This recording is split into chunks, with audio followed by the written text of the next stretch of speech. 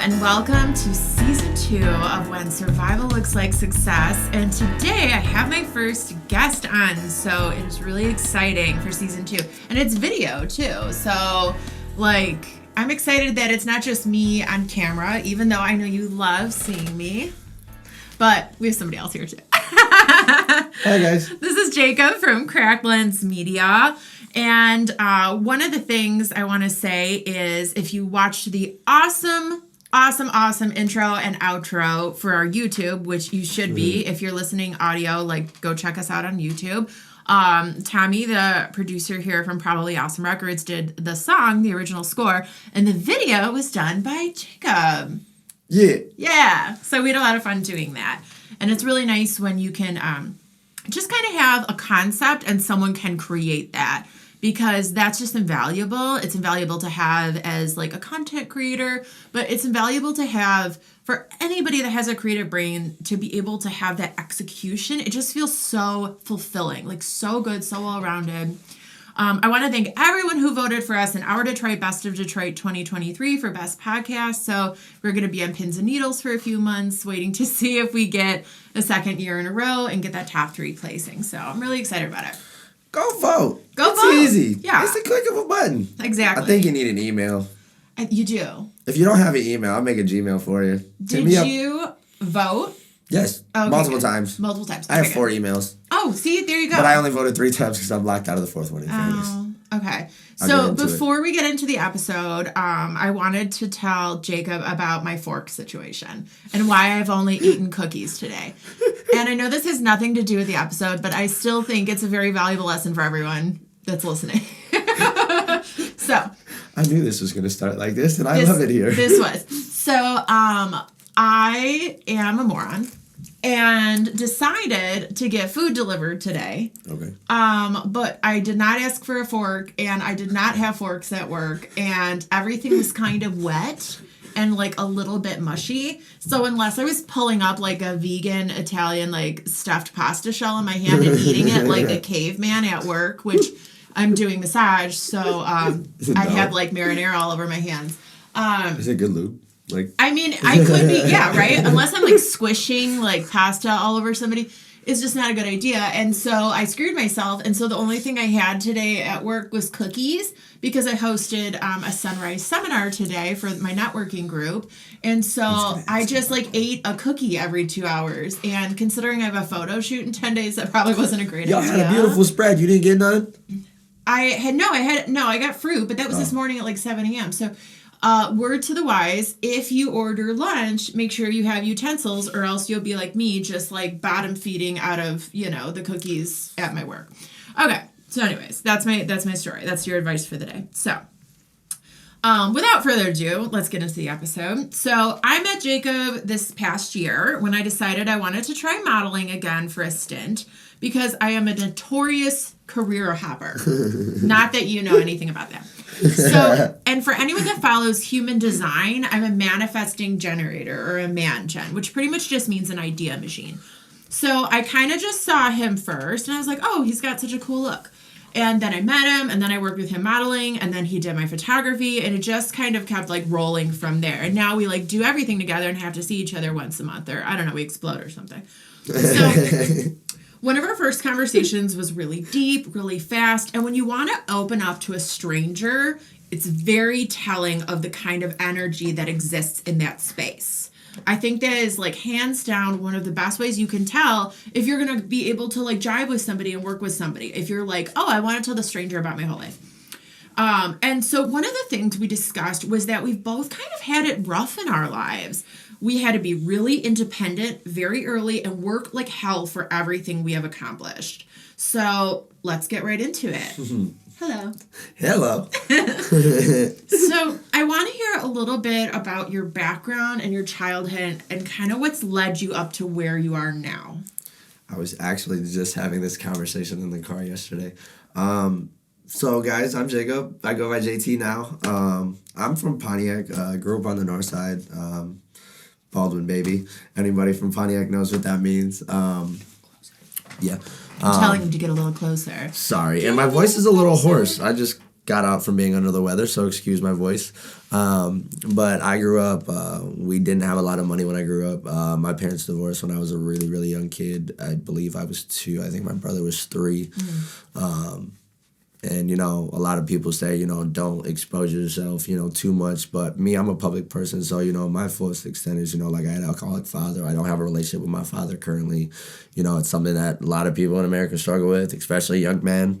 Not having a father. We're actually doing an upcoming episode on that about growing up without each a parent. So I have someone coming. Guys, I'll be back. Now I have someone to talk about that. But that is because it makes a big impact on your education, your business, like everything in Literally. Your life. It's I think I've met more people that at least have like one parent they don't talk to than people that talk to both parents. And I think people don't realize, like, especially whether people believe it or not, but like you need a man as a father, or you need a father as a man. Like you need somebody that is a good role model as a man to help teach you along. So, I'm not the only one. Like a lot of, the best thing about my friend group is we all kind of, it's not good that we all grew up like that, right. But we all kind of got to learn each other, at the same time.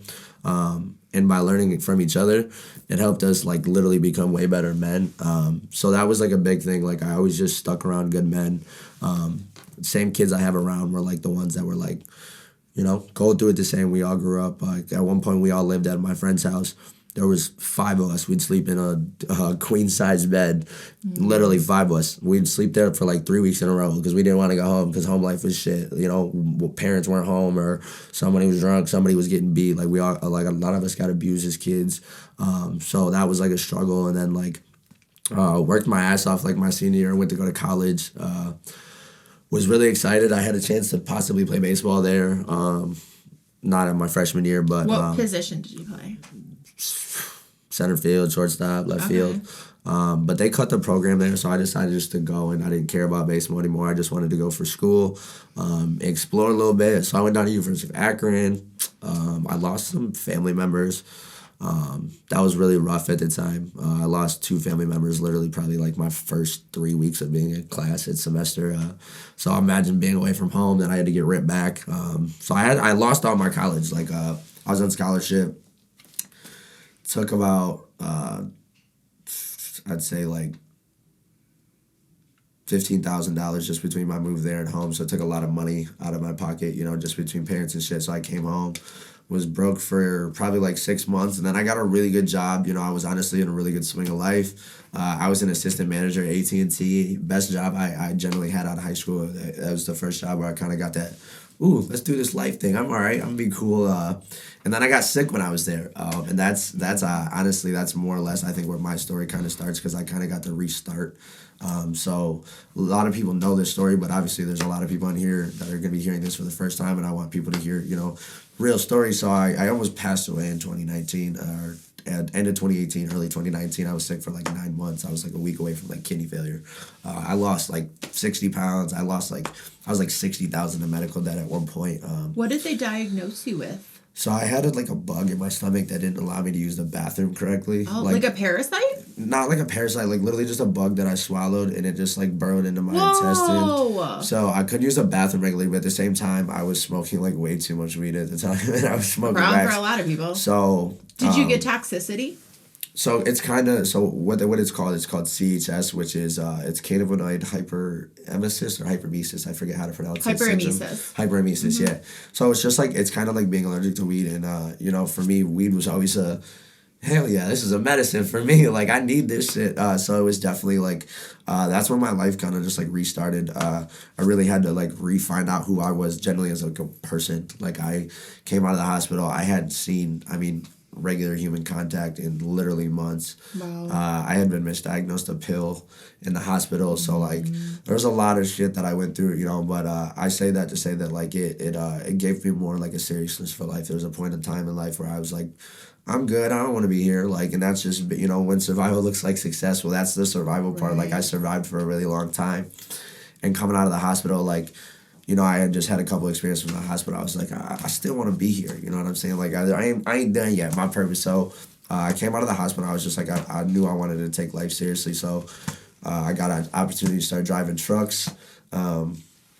for like 3 years. I was I'd say 2 to 3 years on and off. I was getting. What kind of CDL do you have? So it wasn't CDL. I honestly just had a chauffeur. Chauffeurs? I was working for a really cool contractor out of Chicago, but he had me traveling to like Virginia, Atlanta, Chicago, back up to Detroit, back out, stuff like that.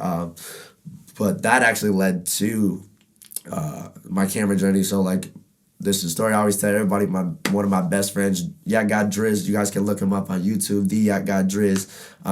He shot a music video for me back when I was starting to get into music a little bit, which I might get back into this year. I know. Now you've met Tommy, and there it goes. I know, it's over now. I know. He just sucks you in. He, like, we literally were just shooting, and I was shooting iPhone pictures. He's like, yo, you ever thought about picking up a camera? And I quietly did, so I picked it up, and after that, like, the rest has just kind of been, like, honestly, it's been a whirlwind.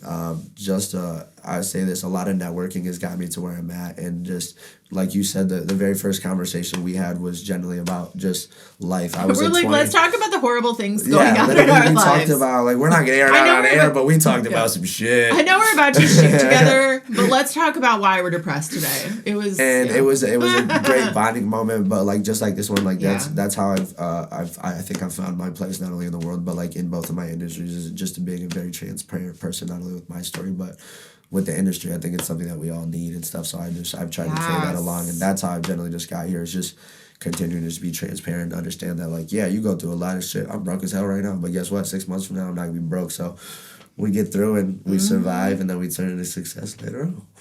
So, this episode, because I don't think I announced it because I was talking about my fork issues, is called How to Survive Survival Mode. And so survival mode is not just like a fancy buzzword, right?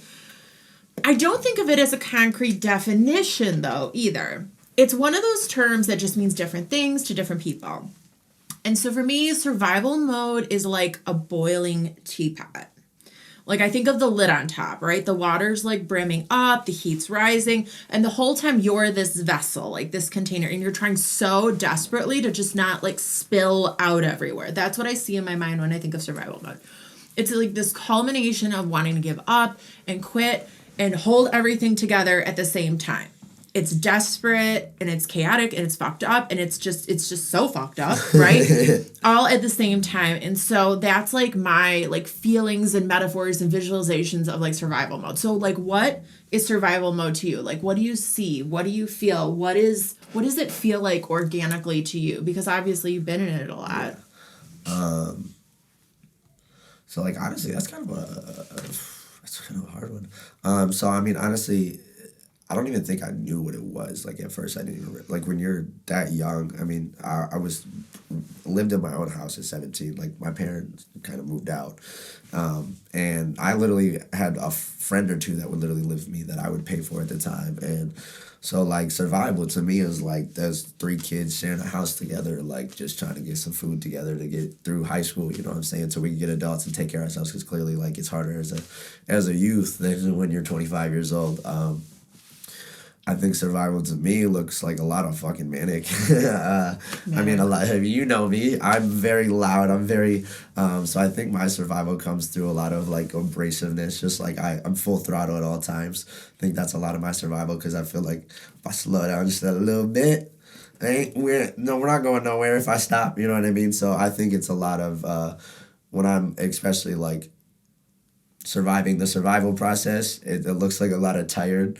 But believe it or not, it shows. So I think that's the thing about like when you're in survival mode, when you're in that phase, and that does look like for some people survival mode, it takes a really long time to get there. For some people, survival mode is fast. It's like, here's a crisis and I'm instantly in survival mode, right? I feel like it's one of those things where anything you say, anything you do, it really should just be forgiven. Like, you should have some grace given to you, and you should have some grace and forgiveness for yourself, because the things we do at that point